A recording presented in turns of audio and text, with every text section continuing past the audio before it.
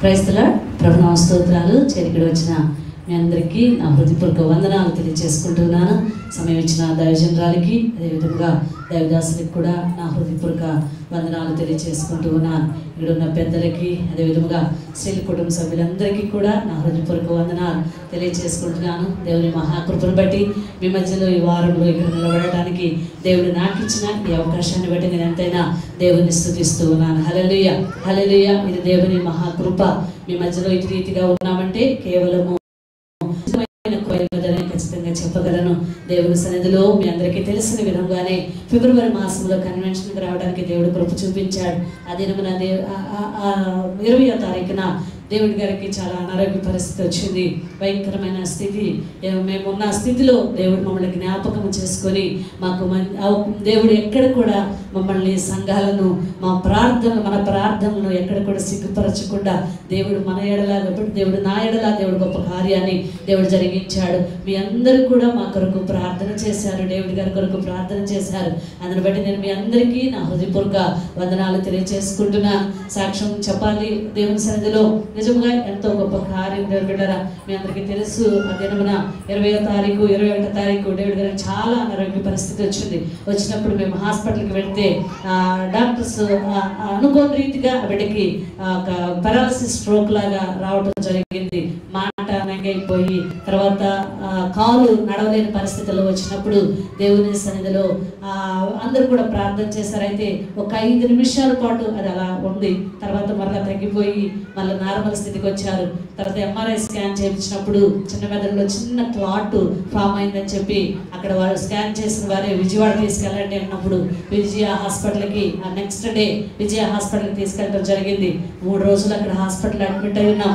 అన్నయ్య కానీ సురేష్ పాస్టర్ గారు, నరేష్ పాస్టర్ గారు ఎంతో పరిచర్య వారి కొరకు చేయడానికి వారు ఎంతో పరిచర్య చేశారు, మమ్మల్ని ఆదరించారు. అదేవిధంగా ఒక తండ్రి స్థానంలో ఉండి అన్నయ్య ఎంతో మమ్మల్ని ఎన్నో రకాలుగా మమ్మల్ని ఆదుకున్న విధానాన్ని బట్టి నేను ఎంతనే దేవుని స్తుతిస్తూ ఉన్నాను.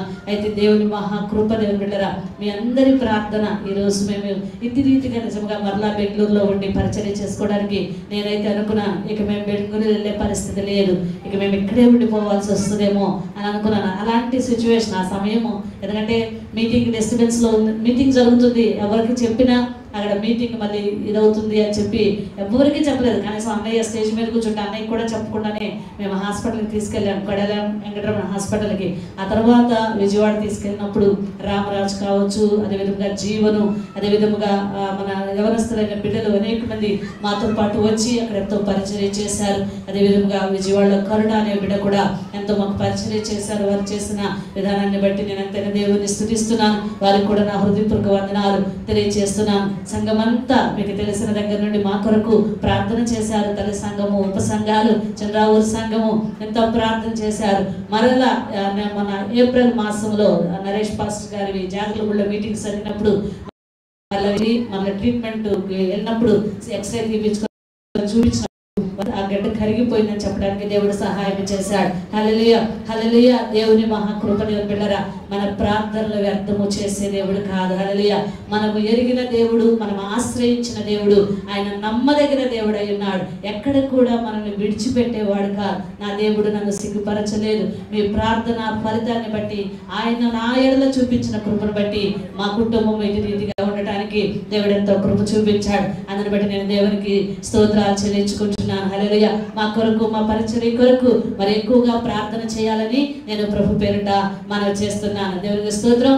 మా బిడ్డలు కూడా మాకు లైవ్ లో ఉన్నారు. వారికి కూడా నా హృదయపూర్వక వందనాలు తెలియజేసుకుంటూ వారు కూడా వర్షిప్ ఆరాధన చేసుకొని మా కొరకు ఎదురు చూస్తూ ఉన్నారు. అయితే ఒక చిన్న మాట చదువుకున్నాం. దేవుని బిడ్డలారా, నాకు ఇచ్చిన ఈ అవకాశము నేనైతే వెళ్ళని చెప్పాను అన్నయ్యకి. ఎందుకంటే నేను లైవ్ లో మా వాళ్ళకి వాక్యం చెప్పాలా, నేను వెళ్ళలే అంటే కానీ నేను వెళ్ళని చెప్పి అన్నయ్య నన్ను ఈరోజు ఇక్కడ పంపించారు. అయితే మరి మీరు మంచి మంచి వాక్యాలు, చక్కని ఏంటంటే అద్భుతమైన మెసేజ్లు, చక్కని వాక్యాలు బాగా వింటారు, అనుభవం కలిగిన వారు. మరి మేమేం చెప్తామో నాకు తెలియదు. ఒక చిన్న మాట చదువుకున్నాము. చదువుకొని మనము చిన్న మాట వాక్యం చెప్పుకున్నాం. చూడండి, దేవుడు నాకు ఇచ్చిన అవకాశాన్ని నేను పోగొట్టుకోకూడదని అనుకున్నాను. అందుకే మీ మధ్యలో నిలబడటానికి దేవుడు కృప చూపించాడు. హల్లెలూయా. పరమగీతాల గ్రంథము 2వ అధ్యాయము 8-9 వచనాలు ఒకసారి చదువుదాం. చూడండి, పరమగీతాల గ్రంథము 2వ అధ్యాయము 8-9 వచనాలు. ఆలకించుడి, నా ప్రియుని స్వరము వినబడుచున్నది. ఇదిగో అతడు వచ్చుచున్నాడు, గంతులు వేయచు కొండల మీదను ఎగసి దాటుచు మెట్టల మీదను అతడు వచ్చుచున్నాడు. నా ప్రియుడు ఇర్రివలేనున్నాడు, లేడి పిల్లవలే ఉన్నాడు. అదిగో మన గోడకు వెలిగా అతడు నిలిచిచున్నాడు, కిటికీ గుండా చూచుచున్నాడు, కిటికీ కంతల గుండా తొంగి చూచుచున్నాడు. చాలా హల్లెలూయా. ఈ మాటలు మనందరికీ తెలిసిన విషయాలే దేవుని బిడ్డలారా. చాలాసార్లు మీరు విని ఉంటారు. అయితే దేవుని సన్నిధిలో ఈ దినమున ఈ సంఘములో మన కొరకు దేవుడు ఏర్పాటు చేసిన ఈ వాక్యాన్ని కొద్దిగా ప్రార్థనా పూర్వకంగా శ్రద్ధగా విన్నాం. ఈ పరమగీతాల గ్రంథము మనందరికీ తెలుసు, సలోమాన్ రాజు రచించిన గీతముగా మనం చూస్తున్నాం దేవుని బిడ్డలారా. అయితే ఇది క్రీస్తు పూర్వం 965 సంవత్సరంలో రాయబడినట్లుగా లేఖన భాగం చూస్తున్నాం. ఇది ఒక ప్రేమ సందేశము. మనకి దాసులు చాలా విషయాలు మనకు తెలియజేస్తున్నారు కాబట్టి ఈ విషయాన్ని నేను చెప్తున్నాను. సంఘానికి, యేసుక్రీస్తుకి రాబోతున్న వరుడైన యేసయ్యకు సంబంధించిన విషయాలుగా ఇవి ఆత్మపూర్వకంగా ఈ మాటలు మనం వినాలని, ప్రార్థనాపూర్వకంగా వీటిని మనం స్వీకరించాలని, ఇందులో చెప్పబడినట్లుగా దేవునికి మన సంఘానికి ఒక ప్రత్యేకమైన రీతిలో సంబంధాన్ని కలిగి ఉండి, సహవాసాన్ని కలిగి ఉండి ముందుకు నడవాలన్న విషయాలన్నీ కూడా మనం ఎన్నోసార్లు మనం వింటూ ఉన్నాం, ఆలకిస్తూ ఉన్నాం. అయితే ఇక్కడ చెప్తున్న మాట ఆలకించుడి, ప్రియురాలు చెప్తున్న మాటలు మనం వింటున్నాం దేవుని బిడ్డలారా. ఆలకించుడి, నా ప్రియుని స్వరము వినబడుచున్నది అని అంటుంది. హల్లెలూయా. వినబడుచున్నది అని అంటే ఎక్కడ నుండి వినబడుచున్నది అనే మాటలు మనం చూడాలి దేవుని బిడ్డలారా. ఎక్కడ నుండి వినబడుచున్నది? ఇదిగో అతడు వచ్చుచున్నాడు అని అంటుంది.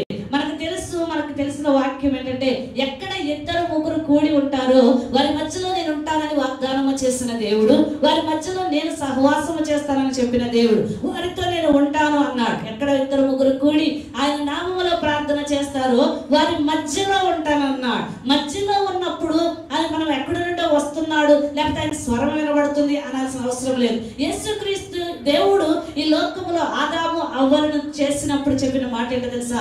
ఆయన వారితో మనతో సహవాసము చేయనట్లుగా మనము నరుని చేయదము అని చెప్పి యేసయ్య దేవుడు ఏం చేశాడంటే ఒక నరుని సృజించుకున్నాడు.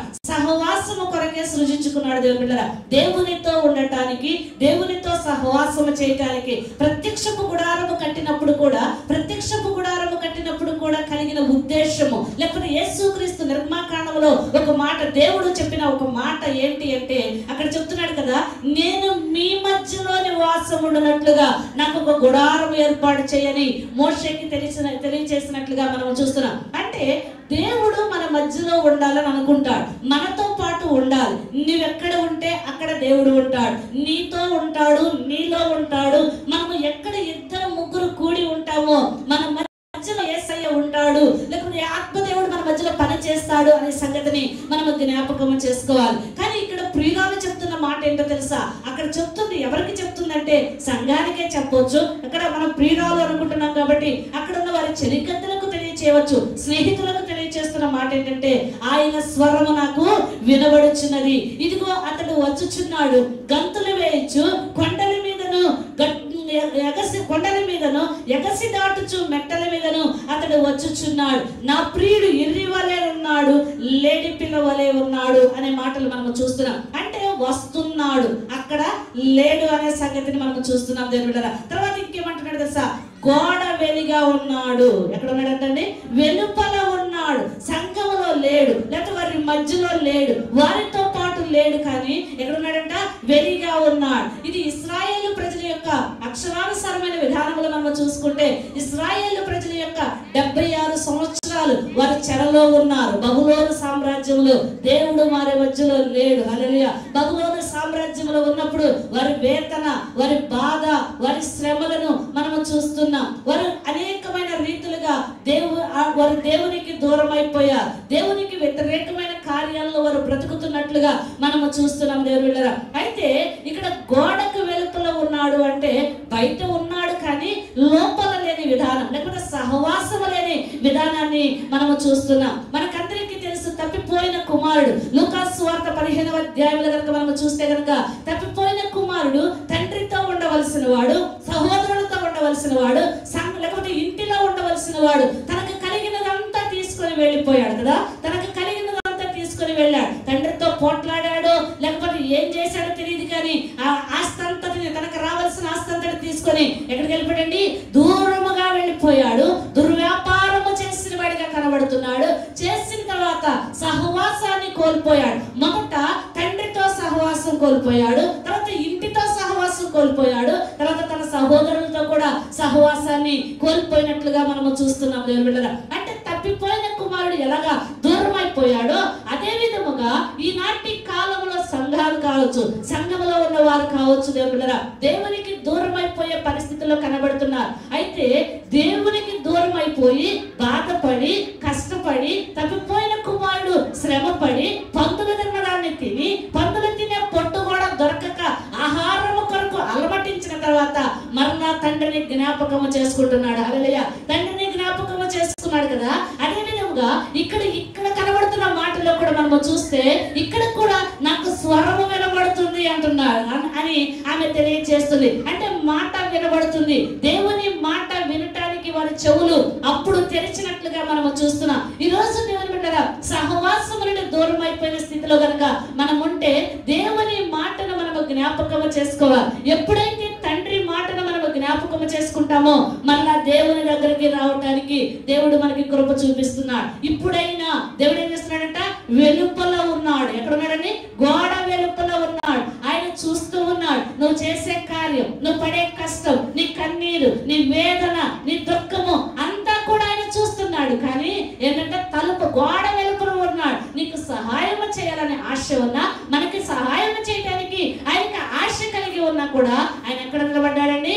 వెలుపల నిలబడిపోయినాడు. ఈరోజు దేవుని మాట చూద్దాం. సహవాసంలో ఉండాలి. అందుకే ఇక్కడ ఒక మాట అంటున్నాడు కదా, సంఘం అంతా కూడా, లేకపోతే క్రైస్తవులు అనబడిన వారు, దేవుని బిడ్డలని పిలువబడుతున్న వారు కూడా నేను సహవాసంలోనే ఉన్నాను అని అనుకుంటున్నారు, కానీ దూరం అయిపోయిన స్థితిలో ఉన్నారన్న సంగతిని జ్ఞాపకం చేసుకోవాలి. దేవుడు ఈ రోజు అలాంటి స్థితిలో ఉంటే ఈ రోజు పరిశుద్ధాత్మ దేవుడు మనతో మాట్లాడుతున్నాడు. నీవు ఒకవేళ దూరముగా ఉన్నావేమో, నీ క్రియలను బట్టు, మన అతిక్రమములను బట్టు, మన దోషములను బట్టు, లేకపోతే మన పని భారములను బట్టు, మనకున్న స్థితిగతులను బట్టు మనం ఒకవేళ దూరం అయిపోయిన స్థితిలో కనబడుతున్నామేమో. హల్లెలూయా, హల్లెలూయా. బాగా ఉన్నట్టే కనబడుతున్నాం, కానీ ఎక్కడున్నామని? దూరం అయిపోయాం. సహవాసంలో ఉన్నట్టే కనబడుతున్నాం. మనము కూడా దేవుని సన్నిధిలోనే ఉన్నాం, ప్రార్థన చేస్తున్నాం, బైబిల్ కలిగి ఉన్నాం, లేకపోతే రక్షణ పొందుకునే ఉన్నాం, అన్ని కార్యాలలో ఉన్నట్టుంటున్నాం, కానీ దేవునికి దూరం అయిపోయిన స్థితి. ఇక్కడ ఈమె కూడా ప్రియురాలే, ఏంటంటే దేవునికి సంబంధించిన వ్యక్తే, దేవుని బిడ్డగానే ఉంది, కానీ ఎక్కడ నిలబడిపోయాడంట? వెలుపల నిలబడిపోయాడు. ఎక్కడో వినబడుతుంది ఆమెకి స్వరం. ఎక్కడంట? దూరముగా వినబడుతుంది. కొండల మీద వస్తున్నాడు, మెట్టల మీద వినబడుతుంది. ఆయన వస్తున్నాడు అని ఆయన కాళ్ళ చప్పుడు కావచ్చు, ఆయన స్వరము కావచ్చు వింటుంది, కానీ ఆయన మధ్యలో లేడు. ఈరోజు మన సంఘములు, లేక మన కుటుంబాలలో, మన వ్యక్తిగత జీవితంలో దేవుడు ఉన్నాడు అనుకుంటూనే సహవాసానికి దూరం అయిపోయిన స్థితిలో ఉంటే ఈరోజు దేవుడు మనతో మాట్లాడుతున్నాడు. దేవుడురా, నువ్వు సహవాసంలోనికి రావాలని దేవుడు కోరుకుంటున్నాడు. హల్లెలూయా. మొదటి యోహాను పత్రికలకు మార్చుద్దాం చూడండి. మొదటి యోహాను పత్రిక 1వ అధ్యాయము 6-7 వచనాలకు మార్చుద్దాం చూడండి. మొదటి యోహాను పత్రిక. ఆయనతో కూడా సహవాసము గలవారమని చెప్పుకొని చీకటిలో నడిచిన యెడల అబద్ధమాడుచున్నాము, సత్యమును జరిగింపకుందుము. అయితే ఆయన వెలుగులో ఉన్న ప్రకారము మనమును నడిచిన యెడల మనము అన్యోన్య సహవాసము గలవారమై ఉందుము. హల్లెలూయా, హల్లెలూయా. ఏంటండి? ఆయన చెప్తున్న మాటని, ఆయనతో కూడా సహవాసము గలవారమని చెప్పుకొని చీకటిలో నడిచిన యెడల, ఏంటి సహవాసం అని చెప్పుకొని ప్రార్థన చేస్తున్నామంటే చెప్పుకుంటూ, దేవుని సన్నిధిలోనే ఉన్నామని చెప్పుకుంటూ, దేవుని సంఘముతో కలిసి ఉన్నామని చెప్పుకుంటూనే మన ఇష్టానుసారమైన జీవితం, లోక సంబంధమైన కార్యాలు, లోక సంబంధమైన వ్యవహారాలు, లేకపోతే లోక సంబంధమైన విధానాల్లో కనుక మనం నడిస్తే దేవుని బిడ్డలారా, దేవుని సన్నిధిలో మనం ఏం చెప్తున్నామంట? అబద్ధమాడుచున్నారు అని అంటున్నాడు. అబద్ధమాడే వారిగా ఉంటున్నాం దేవుని బిడ్డలారా. మనము సహవాసములో ఉన్నాము. నేను కూడా దేవుని బిడ్డనే, నేను కూడా క్రీస్తుని ఎరిగాను, నేను కూడా దేవుని సన్నిధిలో ఉన్నాను, నేను కూడా సంఘములో ఉన్నాను అని మాట్లాడుతూనే దేవుని బిడ్డలారా, హృదయంలో ఎంతో వ్యతిరేకతలు, దేవునికి వ్యతిరేకమైన కార్యాలు చేసేవారు ఎంతో మంది. ఈరోజు దేవుడు మనతో మాట్లాడుతూ ఉండగా మనం మన జీవితాలను, వ్యక్తిగతమైన జీవితాలు,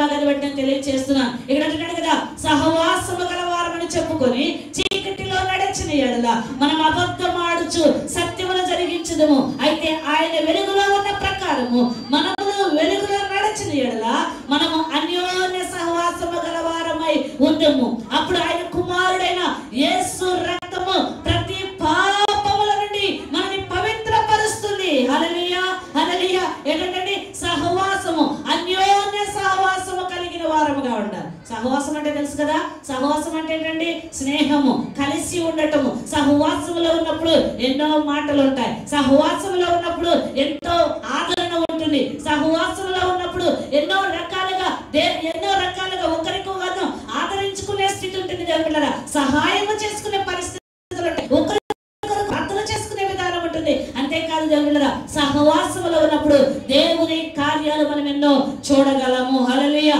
ఎన్నో కార్యాలు చూడగలము. అయితే ఇక్కడ చెప్తున్నమాట, నువ్వు సహవాసములో ఉన్నానని చెప్పుకుంటూ నువ్వు ఒకవేళ సహవాసంలో లేకపోతే నువ్వు వెలుగు సంబంధం కాకుండా చీకటి కార్యాలు చేస్తూ ఉంటే, ఈరోజు దేవుడు నీతో మాట్లాడుతున్నా, మనతో మాట్లాడుతున్న మాట దేవుని సన్నిధిలో మన జీవితంలో అలాంటి అనుభవం ఉంటే ఈరోజు తొలగించుకొని దేవునితో సహవాసము కలిగి ఉందాం. హల్లెలూయా, హల్లెలూయా. దేవునితో సహవాసము కలిగి ఉందాం. ప్రార్థన అంటే ప్రార్థన, అందరూ ప్రార్థనకు వస్తున్నాం, అందరూ ప్రార్థన దేవుని సన్నిధిలో గడుపుతున్నాం, కానీ సహవాసాన్ని కోల్పోతున్న వారిగా ఉన్నారు. వ్యక్తిగతమైన ప్రార్థన లేదు, వ్యక్తిగతమైన సహవాసం లేదు, వ్యక్తిగతంగా దేవునితో గడిపే పరిస్థితులు లేవు, వ్యక్తిగతంగా దేవుని మాట వినే పరిస్థితి లేదు, వ్యక్తిగతంగా దేవునికి చెప్పుకునే పరిస్థితులు ఈ రోజు కనబడటం లేదు దేవుళ్ళారా. అందుకే ఈ రోజు దేవుని సన్నిధిలో మనం ఎంతైనా ఆయనతో సహవాసము కలిగి ఉండాలి. హల్లెలూయా. ప్రార్థనా జీవితాన్ని కలిగి ఉండాలి. నువ్వు ఎంత ప్రార్థన చేస్తే దేవుడు నీకంత దగ్గరగా ఉంటాడు,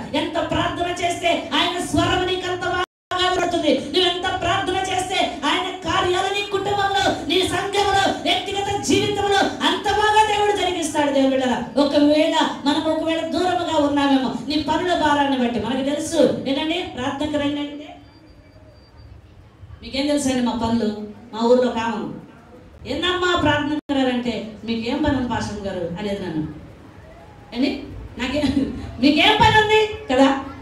నిజమే, మాకు దేవుడు ఇచ్చిన పని ఇదే, కాబట్టి ఇదే చేస్తూ ఉంటాం మేము, ఈ పని. కానీ దేవుని సన్నిధికి వచ్చేటప్పుడు ఏంటంటే మన పనులైనా మొదట ఆయనకు మనం ప్రాధాన్యత ఇవ్వాలి. హల్లెలూయా. నువ్వు కార్యాలు చేయాలంటే నీ పూర్ణ హృదయముతో, నీ పూర్ణ ఆత్మతో దేవుని ఆరాధించే విధానము, అదే కదా సహవాసము.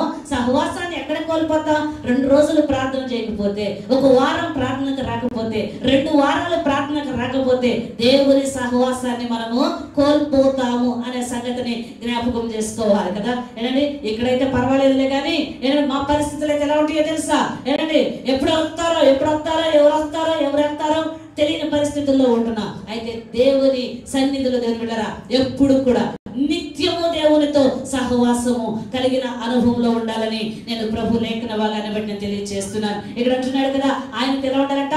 అన్యోన్య సహవాసము కలిగి ఉంటే మన పాపము నుండి విడుదల పొంది మనం పవిత్రులమవుతామని దేవుడు తెలియజేస్తున్నాడు. మనకి ఎవరి సహవాసానికి రావాలి అంటే, 1 కొరింథీయులకు రాసిన పత్రిక 1వ అధ్యాయం 9వ వచనంలో రాయబడిన మాట, ఎవరి సహవాసములో మనం ఉండాలో ఒకసారి చూస్తాం. చూడండి, ఒక మాట చదువుదాం. చూడండి, ఎవరి సహవాసంలోనికి రావాలి?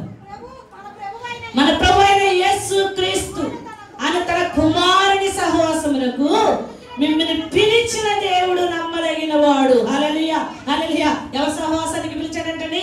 తన కుమారుడు, మన ప్రభు అయిన యేసు క్రీస్తు అను తన కుమారుడు సహవాసానికి మనల్ని పిలిచాడు. యేసయ్యతో సహవాసము కలిగి ఉండాలి. హల్లెలూయా. యేసయ్యతో సహవాసమును కలిగి మనము జీవించే అనుభవంలో ఉండాలి.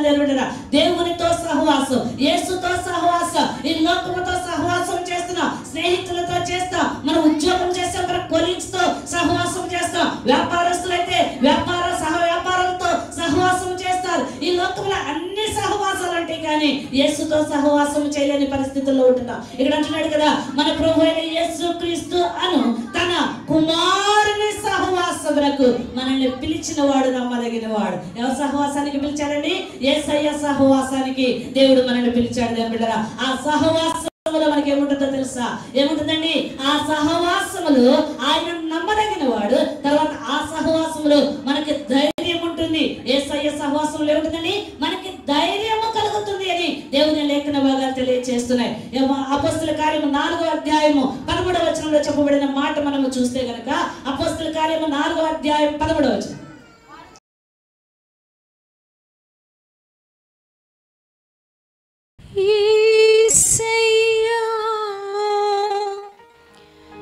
నీవే నాకు మార్గము సత్యము జీవమయా,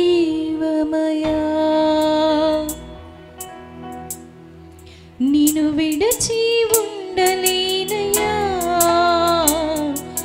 నీ ప్రేమను మరువలేనయ్యా, నిన్ను విడచి ఉండలేనయ్యా, నీ ప్రేమను మరువలేనయ్యా. నన్ను ప్రేమించెను, నన్ను విడిపించెను, నన్ను దీవించెను, నన్ను బ్రతికించెను, అనుక్షణము రక్షించెను. యేసు అనుక్షణము రక్షించెను, అనుక్షణము రక్షించెను. యేసు నన్ను అనుక్షణము రక్షించెను. నా దేవుడు గొప్ప దేవుడు, నా యేసయ్య ప్రేమామయుడు. నా దేవుడు గొప్ప దేవుడు, నా యేసయ్య ప్రేమామయుడు. నిన్ను విడచి ఉండలేనయ్యా, నీ ప్రేమను మరువలేనయ్యా, నిన్ను విడచి ఉండలేనయ్యా, నీ ప్రేమను మరువలేనయ్యా.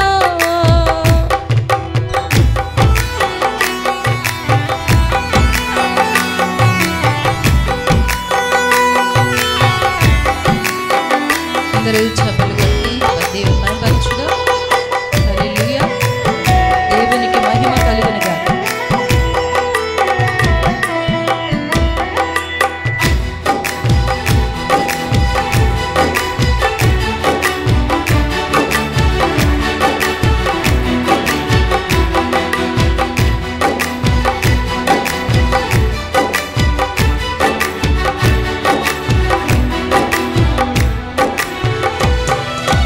నా శత్రువులే నన్ను చుట్టుముట్టినా, కారు చీకటి నన్ను కమ్మివేసినా,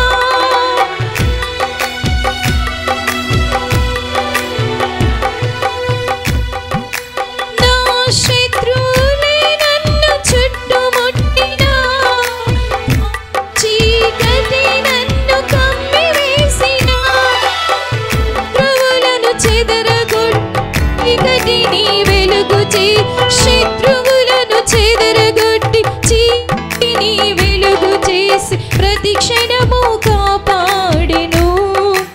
యేసు నన్ను ప్రతి క్షణము కాపాడెను. నా దేవుడు గొప్ప దేవుడు, నా యేసయ్య ప్రేమామయుడు. నా దేవుడు గొప్ప దేవుడు, నా యేసయ్య ప్రేమామయుడు. నిన్ను విడచి ఉండలేనయ్యా,